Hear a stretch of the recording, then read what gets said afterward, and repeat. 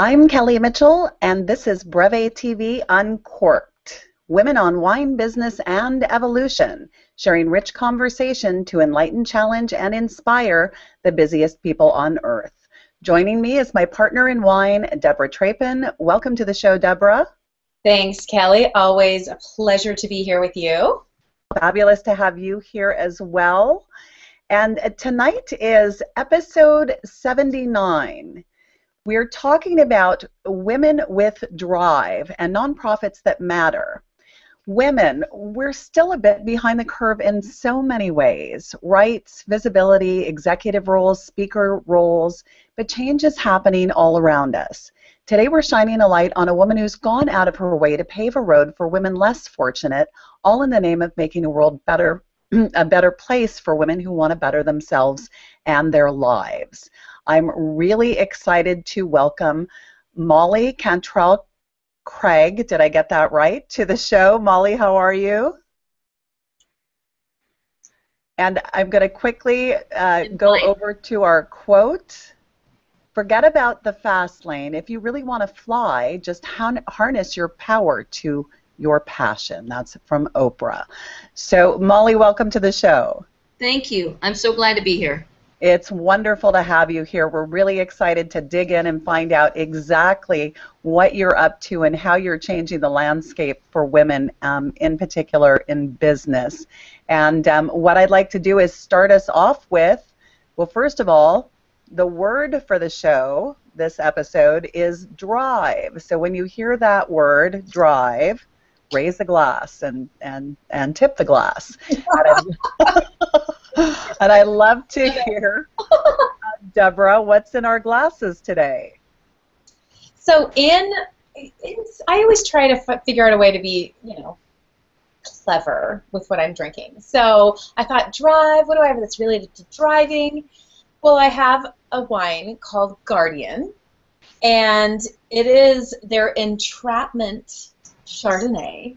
Ooh. And what you're going to love about this is the reason why it's related to driving is because Guardian is owned by a police officer and his family, and the nickname for their Chardonnay is Cougar Juice, which comes from the women. Cougar Juice, Entrapment. It kind of sounds like we might be talking about some high school teachers. Ooh. It's a little naughty, a little fun, and a little women on wine-ish. Excellent.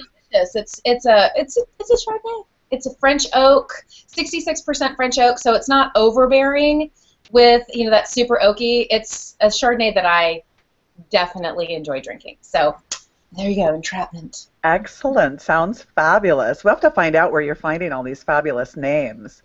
Okay, and Molly, how about you? What is in your glass today? I have Apothic Red, which is a wonderful, you can find it anywhere. It's a wonderful blend, and it goes with everything, especially dark chocolate. Ask me how I know. And red's my favorite color. Red is my favorite color, and I love Apothic. I think because it says Apothic, there must be apothecary, which would lead me to believe it's medicinal. Absolutely. So it's got to be good for your health. That's what I'm maintaining. That's my story. And so. Excellent, excellent. Apothic Red is one of mine and Deb's favorites. That's a go-to for sure. It's a go-to, absolutely. It's it goes with Elliot Stabler like you would not believe. Again, ask me how I know. Oh my goodness. Love it. Okay, so I have got an old vine Zinfandel called Criss, and this is just delightful, contrary to the previous episode's wine. Raspberries, ripe plum, vanilla. It's uber jammy. I think you could make it go with chocolate. To me, this wine goes with everything, including a great conversation with two amazing women. So happy to get started and drive this show home. Oh, you're so clever, Kelly. There's the first one. That's the first one, exactly. Okay, so Molly, womenwithdrive.org. tell us how you started, what the why behind it, where you were, what place were you at in your life when you got the inspiration to do something of this magnitude, because this is huge. It really is, and like a lot of entrepreneurs you're going to talk with, one of my friends is Carol Roth, and she told me when I started, she said, first of all, it's going to take 3 times as long as you think it's going to take, and it's going to cost 3 times as much. And sure enough, it has, and it did. And so Women with Drive is based on my experiences as a single mother. So 25 years ago, I had a 4-month-old daughter, I had no car, but I had a whole lot of drive. And so I hitched a ride with a friend of mine who was a welder at a local community college, and he would drive me to school and drop me off 2 hours early. I would do my homework at the hamburger joint across from campus, and then I went to school. And after I graduated, I began to work at newspapers, and I started volunteering for boards like Habitat for Humanity and a couple of other volunteer action types of capacity building organizations, and I realized that we as an organization could fill a need that's not currently being filled in terms of the way that we address mobility and transportation. The number one reason welfare to work programs fail is lack of reliable transportation. So we as a nation are spending millions of dollars, literally millions of dollars, training women to get jobs, continuing education, anything that has to do with helping a woman recover from a bad marriage or a divorce or something, whatever experience a woman comes into that leaves her in this state of dependency. But we don't do a lot as a nation in a concerted effort to keep her moving forward. So actually I thought about Women with Drive in 1997. But at the time I was hip deep in parenting. I couldn't drive anywhere because... Sorry. My goodness, you're using that word a lot, sister. So sorry. So, if anything, I was in the car all the time, and I couldn't manage. I mean, anyone who started a business from scratch knows that you're married to your business for, I don't know, 3 years at least, minimum. And so my kids were all in soccer and dance and school and plays and blah, blah, blah. I spend most of my time in the car seat driving people places. And so Women with Drive happened actually in a fortuitous manner where it's one of these things where I'm a firm believer that sometimes the universe, God, whomever whacks you upside the head when you're not ready to make a decision, and he or she makes it for you. And I was working at a newspaper, I was working at an advertising agency, and we lost a major client that represented 40% of our billings. Ouch. And so on Friday the 13th, I was out of a job at 11:10 in the morning, and my boss said, I'm really sorry, you're doing a great job, but 4 of us were let go that day. And so I called one of my friends in Chicago. At the time I was living in Iowa, and I called my friend thinking she could connect me with a social media job, and she said, awesome, you're out of a job, that's great, now you can blog for me. And that was Liz Strauss. And so Liz helped me to frame out.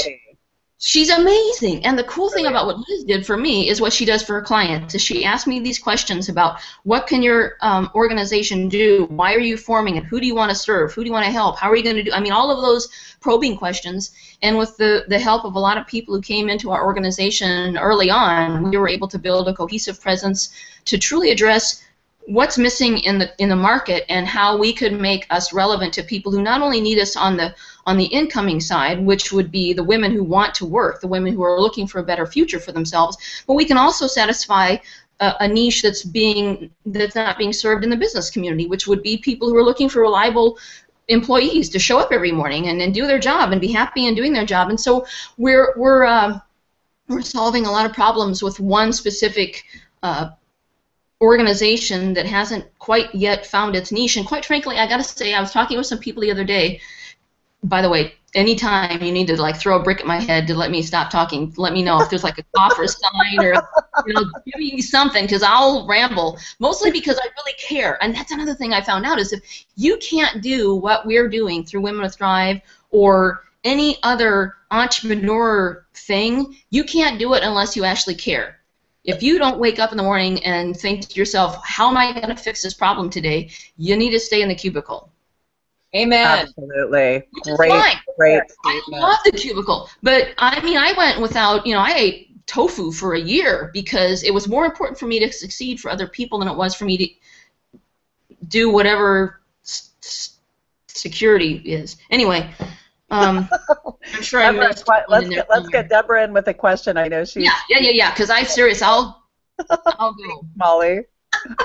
Okay, so you said in '97 you kind of had the idea of Women with Drive or filling this niche, which is fantastic. Tell us what was your first business idea ever? Like what kind of, like people don't just think of business ideas. You have this entrepreneurial spirit. So tell us, like, what was the first business you wanted to create?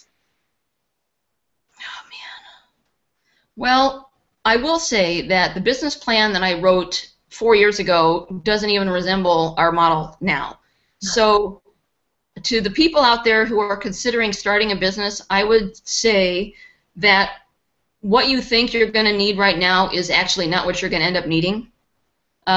So go with what you have with, run with 75 to 90%. If you've got that amount and you've got people in your immediate vicinity who don't want to see you fail, which is another one of Liz Strauss's maxims, jump, do it. Because what you'll do is, it's Ray Bradbury, you're going to build your wings on the way down. And the form of what your solution is supposed to take will come from the ether. It will form itself, because if you have the intrinsic ability to understand what gap is missing in the current market, you're going to have the capacity to bring those disparate pieces together to create a solution as it presents itself. And that's going to go back to that one thing that I went off on a tangent, is that what Women with Drive could not have succeeded in 1997, because part of our model is built on collaborative healing, what I refer to as collaborative healing. And that is something that is becoming the status quo now, because of the internet, because of technology, because of the ability for you and I have this conversation right now. 1997 was totally landlocked in terms of geographical constraints. We could not have built our model because the raw data and the materials we needed to create ourselves did not exist within a 20-mile radius. We were able to. Can we talk for just a second, Molly, about about how this actually works? Because I want people. Yes. I know that there are people that are out there, and we run it. We drive. We run into people every day who are, either their employees or their moms, and they have this entrepreneurial streak. They want to do more. They want to live larger. As far as accomplishments, and there's a fear of how to break out, how to find the support, and your service offers this incredible support in getting people to and from places they need to go. That's huge. Tell us how it works for the audience, if you would. Sure. Well, again, what we do is I did a lot of research before establishing Women with Drive, because I wanted to find out why the system broke down. And it's at the nexus point. Oh, I said drive, didn't I? Oops, I said it again. So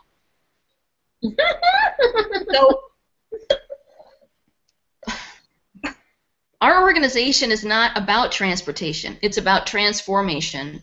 But the car is the tool, because at its element is mobility. And in order to get someone out of her specific orbit, it's physics. It's called social physics. You have to pop an external force has to act upon her in order to get her out of that orbit. It's math. It's not social good. It's actually about economies and math and getting someone out of a specific orbit into the one that's built for her. And I guess my point is that what we do is, instead of just giving away cars like Pez, woohoo, everyone who's got a pulse gets a car. It's not Oprah. You get a car and you get a car and you get a car. It's not that. I love Oprah, by the way. I started Women with Drive because when when my baby was 9 months old, I was watching an Oprah Winfrey show, 3 o'clock in the afternoon, Iowa cornfields, and I watched this show about women on welfare who had made something of themselves. And I thought to myself, if she can do it, I can do it. And after that, I signed up for college, and I started just laser focus on what I needed to do in order to make sure my kid was taken care of and I could move forward.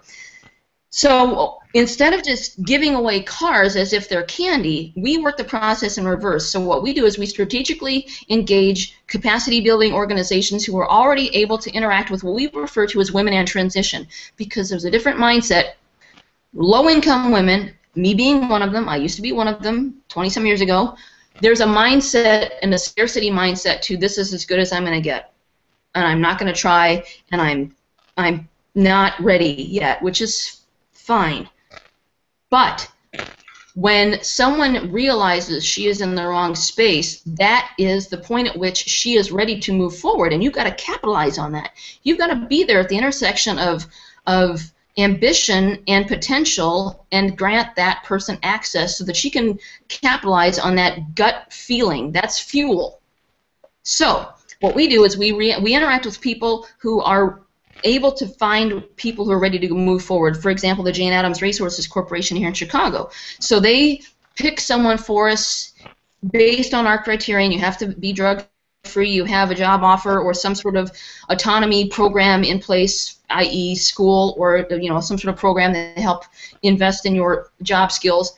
And you have to be able to pay for your own tax, title, and licensing. So the model as it exists in Iowa is that we award a vehicle which the woman pays for, and then for the course of the 2 years after that, we pay for things like oil changes, tires, front-end repairs, because the cost of transportation itself is an impediment and a barrier to independence. So, for example, when I was that person and I was putting away my $5 or $20 a paycheck, and I got $200 a head, which is a significant accomplishment in that particular demographic. And then if somebody slashes my tire or my alternator goes out, all of my savings goes right back into that black hole of a vehicle. And so when we're able to cover those costs of repair, what we do is we also engage in an authorized dealer network. So as long as Jane Smith goes and gets that oil change at ABC Mechanic, who's within our dealership network, that mechanic gets paid. So we're also reinvesting within the local economy. So there's a lot of touch points where there's a lot of benefits here. And so within that 2 years of her autonomy, she's able to stay in contact with a caseworker who keeps us apprised of failures and successes, because the failures are important too. Because what happens is there's a reason our program lasts 2 years. I could stop and breathe for a second if you guys have a question. I'm going to ask a question. Debra. Okay. So what I would love to know is, and you obviously you can keep names to, if you want to protect these women, but I'd love to know your favorite story, like the successful story where a woman came through and it was just like the right time, because I love what you're saying, right? It's not like you're just giving cars like Pez, which I love that. What was the story that could just, maybe somebody listening is going to hear it and go, that's my story and there's something for me. Okay, this one is, we awarded a car to a woman who was 29 and had a few kids. And the thing is that what's really important about our program is that judgment is not part of our business model. I don't care if you've got 75 kids. I don't care if you're $5 million in debt. I don't care what your past is. What we care about is what your future is. So, that being said, this woman had a really stinko life, and part of it was, yes, her own decisions, but the thing is that when you as an individual feel that your only worth is tied to your ability to reproduce or provide something that's physical as opposed to mental or spiritual, what else are you going to trade? And that's not said with judgment. It's because when you're in that position and you don't feel as though you have any other value beyond the physical, you trade the physical. So anyway, totally preaching. Anyhow, so this woman had children, and she was with an abusive partner. And I remember driving her to the treasurer's office, because in the beginning it was, we were hands-on. And she's looking at the title in her hands, in the envelope, in her lap, and she was very quiet. And she looked at me, and she said, I want you to know I'm not quiet because I don't appreciate what you're doing for me. I've never had anyone do this for me. And it was just like a ton of bricks in my gut. And after she went through a couple few months and getting stronger, and which is again why we go for 2 years, because what happens is the first 3 months of the honeymoon period, woohoo, I'm saved, yay, moonbeams and unicorns, and then reality. I love it. And people go, wow, I now have not expectations, but expectations. And it's when all you have ever said is, if only I had blank, I could do differently. And when you're finally given blank, then there's no excuses any longer. And so you got to put up or shut up, which is what my grandmother told me when I was six. So I loved my grandma. But so this woman had a lot of blowback from this person when she was about 8 months into the program. And what was so powerful for us is that all of her life she had been told, you're stupid, this is as good as you're going to get, no one else loves you, I'm the only one who's going to put up with your crap. Pardon me, can I say crap? Yeah. And we, as an organization, in concert with her other people as part of her caseworker team, were a direct opposite. We were the opposition of what he was saying, because, yeah, we did care. We went out on a limb for her. We did whatever we needed to do to help empower her so she could talk to this person and say, actually, no, there are people who care about me, and they're not you, and they're not punching me. So, right. See ya. And it wasn't that easy. There was some seriously stuff that goes on in terms of extricating people and doing whatever you have to do. But when she realized that whatever his messages were not accurate, that was significant. And, you know, again, I've said that Women with Drive isn't about transportation. It's about transformation. It's about a woman realizing her intrinsic worth and her ability to become herself. The car is the conduit. The car is the tool that we use in conjunction with other agencies to help a person become the highest version of who she is, going back again to that Oprah thing, because that's, you know, that's all she talks about, is becoming your highest self. And it's possible. It's possible. Okay, you need to breathe, and I'm going to talk for just a second. Okay. So I absolutely adore the transformational aspects of this. I think that is so huge, and taking the complete individual and trying to help them work with not only what they have, but what they have not, to form a complete. I'm not sure if are you hearing bad audio on your side, Molly? It's kind of scratchy, yes. Yeah, I'm not sure what's going on over there, Cal. How's that? Is that better? No. Worse? Test 1 2 3. Test 1 2 3. Oh dear Lord. Okay, take it away, Debra. I'm going to go on mute. You bet. So when you put something like this together, something that is so related to really the heart of who we are as women, which is nurturing and caring for one another and really building community, like how do women decide to come to you? So how do they find you? So this seems like it's such a niche thing, that how do you get the word out? Is it word of mouth? Are you doing advertising? Like, how are you telling people who you are and why they need you? Well, I'm going to say something that's probably not going to be very popular. And awesome. Well, it's true, because here's the thing: is that whenever we go above the sight line, I mean, when we were in CNN in March, oh my gosh, we got car requests from Alaska to Florida, from California to Maine, and all points in between. And we also got some chapter requests, which is again why we're ideally situated here in Chicago to help iterate our model to help grow into those different urban landscapes and to fail forward. But the thing is that every time we go above the sight line, we get a lot of calls and emails from people who are looking for the free car. And we're not giving out cars like Pez. It's an energy exchange. And if you're not willing to exchange 2 years of your life and invest in yourself, then we can't help you by giving you the magic car. It's not going to happen that way. And so we've actually gotten car requests from New Zealand, Romania, Senegal, wow. the UK. The Senegalese one I thought was actually the Nigerian prince thingy for a second, and then I read it and I realized she was a woman who won a Kiva award, and she quite rightly figured that she could make more money with a car, but we weren't situated to give out a car globally yet. But anyway, so we find that our results are best when we are the best kept secret. And that is when we take the time to develop those back channel resources and relationships with organizations who are invested in helping women help themselves, so that when we strategically intersect and intervene with a person's life, the ROI is better. And that's where my business brain comes into play. And to be perfectly honest, I don't have a nonprofit background. I have got a media background.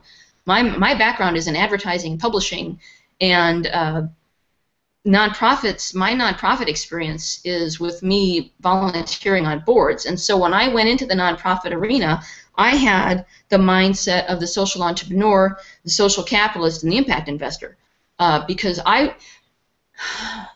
again, Women with Drive is about energy exchange. It's about the fact that everything that we do as individuals it's like Thoreau. Anything that you have in your life is valued at the amount of time you're willing to exchange for it. Oh, so that's where we have, if you sift all of our business model down to, that's a bedrock right there. And so every car we place, every time we award a vehicle, I expect it to get driven off into the sunset and I never see her again, because it's like lending money to your family. If you want to still love this person, just assume that you're never seeing that money again. Right. So, exactly. How's my audio? Is it better? Can I ask a question? Yes, it's wonderful. But we want people to succeed, and we try to stack the deck to make it a better outcome, not for us, but for her. Now, Molly, how do the businesses become part of this? Well, there's 2 or 3 different outlets. One, you can be a member of the Authorized Dealer Network, and that dealer network has to do with dealerships, car dealerships, or mechanics, insurance agents, because our participants are required to pay for their tax, title, licensing, fuel, and own insurance. They're required to carry the state-mandated insurance on their vehicles for the entire duration of their program. And the other thing about that is that, again, built on my own experiences as a single mom, I had a mechanic who was my best friend. I mean, I could still give this guy a blank check. And part of that was because Steve would teach me, why I'm fixing your car today. This is what's going on with your car right now. And this is what you're going to need to pay for in probably the next 6 months. So I could make informed decisions when I would go out. I could say, I would really love to buy those shoes, but I'm going to need to buy brake pads. So it stinks to be me, but I'd prefer not to have my car hurtle into a wall and have really great looking shoes. I'd rather not have. So part of our dealer network is they're part of their deal is building that relationship with that individual, because within 2 years as an individual, I doubled my income because I learned how to save, how to earn, how to spend my money, and within 2 years I had doubled my income. That is my expectation for the women we help. And so when Jane Smith starts pulling in twice her income and she's not eating tofu any longer, she's going to want to buy a new car, or she's going to want to do business with these people that she's determined, developed a relationship. So that's the one aspect of it. And the other aspect is for the people who wish to hire the people we're identifying, because we're meeting women who are going to be in places where there's a reason they're not employable right now. They're either someone who's coming out of homelessness, or maybe they've had a domestic violence background, or in the case of people here in Chicago, we're finding some of the population is people who've done time for silly things or what. And if there's someone who hasn't murdered 8 people in their sleep, then how can you get a chance if no one will give you one? So we work with people who might not necessarily have clean sailing. So we try to hedge our bets, but we're also, how can you get a chance if no one will give you one? So absolutely. So part of it is we're going to be working with clients who are going to be employers who are going to say, you know what? If you vouch for them and they've done your program, then let's give them a shot and see what happens. And if you can say they're going to be here every day at 9 o'clock and clocking in, let's see what happens. So there's 2 different aspects of that. That's great. That's great. Yeah. So when you look back to when you were, say, 9 or 10, did you, obviously you didn't set out to be in a nonprofit since you went to school to be in media and marketing. So do you remember what it is that you, what was that vision that you had? Where did you think you were going to be? Did you have this dream? A ballerina, an opera singer? When I was a kid, I actually had open heart surgery when I was a kid, and so I was in hospitals when I was a little person, and I was always, and so I could read when I was 3, and I was kind of a little show monkey. My mom would say, Molly, read this, and I'd be in the hospital and I'd read something like, you know, trained circus squirrel or whatever, and so I was always I love it. I was always a big fan of being front and center and, you know, da-da, and jazz hands and notice me, and I was, but the other thing is that when Mom needed me to get out of her hair, she would give me crayons. And I would sit there and draw ad campaigns as a kid. So I'm a kid who would sit there and look under our kitchen cabinets looking for the chuck wagon. Remember the horses who would run into the, okay, so there's dating myself. Oh, that is a lot of The chuck wagons. I mean, I was all about advertising when I was a kid. I was looking, if the woman was holding up a glass of wine, I was looking at her nail polish, because if it was clear, it means I was supposed to look at the wine. If it was colored, I was supposed to look at the nails. So, I mean, this is how my little brain worked as a 7-year-old. So I knew that my job was about communication, but here's the thing, is that when I was a junior in high school, I was getting materials from the Parsons School of Design in Los Angeles and Paris and New York, which is a really prestigious art college.